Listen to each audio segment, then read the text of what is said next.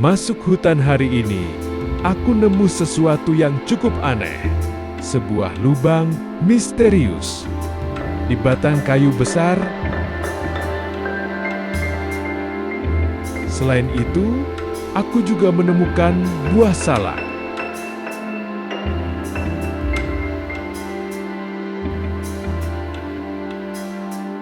Dan beberapa jenis jamur yang tumbuh di akar dan tanah. Yuk, ikuti terus videonya karena banyak banget yang bikin penasaran. Selamat datang di Langkah Alam.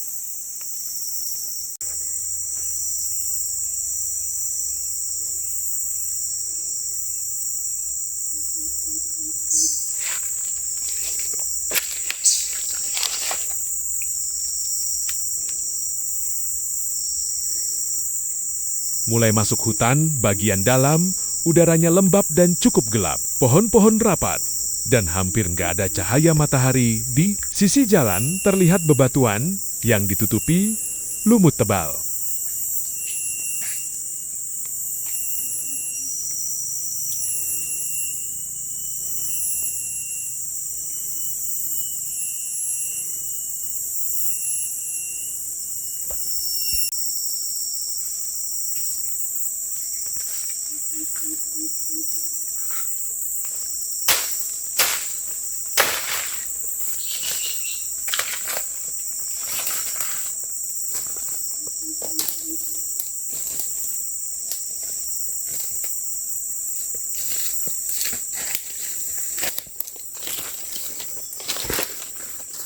Baru beberapa langkah, aku lihat warna kuning terang di akar pohon.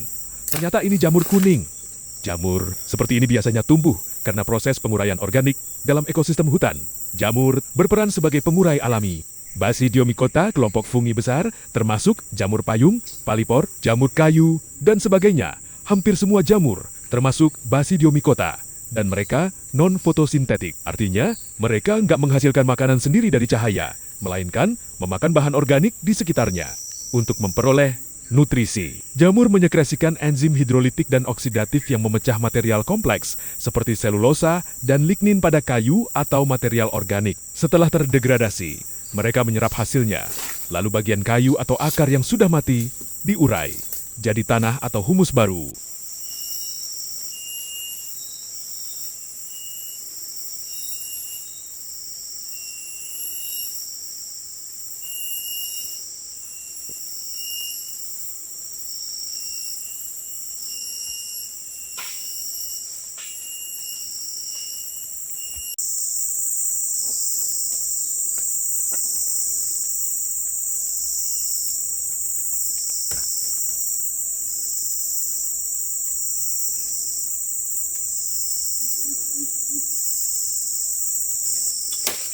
Semakin ke dalam, jalannya makin becek dan licin.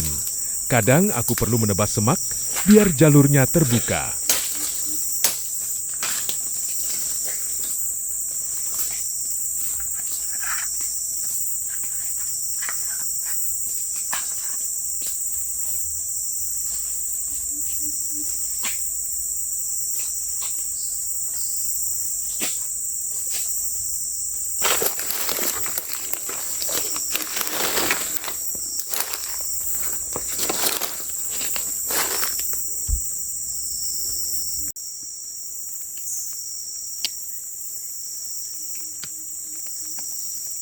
Beberapa meter kemudian, aku menemukan jamur lain di tanah.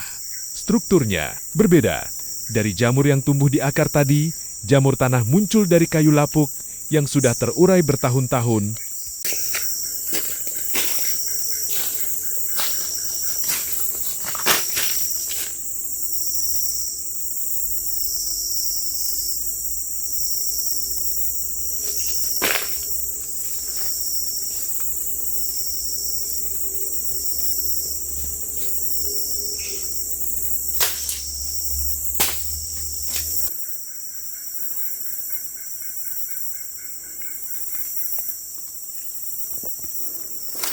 Di depan sana, aku melihat rombongan pohon salak liar.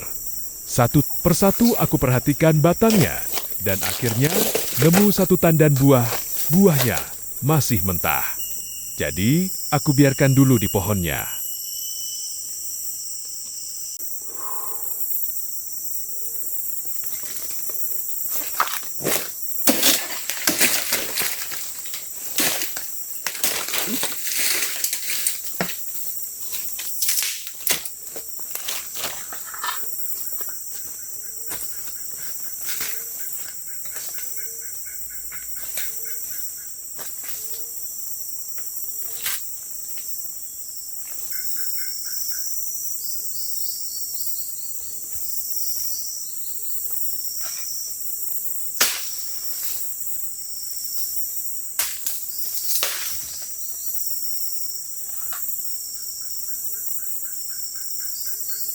Lanjut perjalanan lagi. Aku sampai di tempat 3 pohon besar. 2 adalah pohon tengkawang dan 1 lagi adalah beringin. Pohon seperti ini bisa berusia puluhan tahun, bahkan ratusan. Tengkawang termasuk genus Shorea dalam famili Dipterocarpesia. Beberapa spesies yang dikenal, misalnya Shorea macrophylla, S. stenoptera, S. pinanga, tergantung daerah dan jenis. Pohon ini bisa tumbuh sangat tinggi, batang lurus, kulit batang abu-abu atau kehitaman, dan sering dominan di hutan tropis dataran rendah, aluvial, buah tengkawang khas. Hasil hutan bukan kayu non-timber forest product, biji dari buah tengkawang menghasilkan lemak nabati. Beringin termasuk genus Ficus, yaitu pohon fig atau banyan atau fig US. Banyak spesies di tropis atau subtropis. Ciri khas, daun besar, tajuk luas, dan akar udara atau akar serabut yang kuat, membuat beringin bisa tumbuh sangat besar dan kokoh.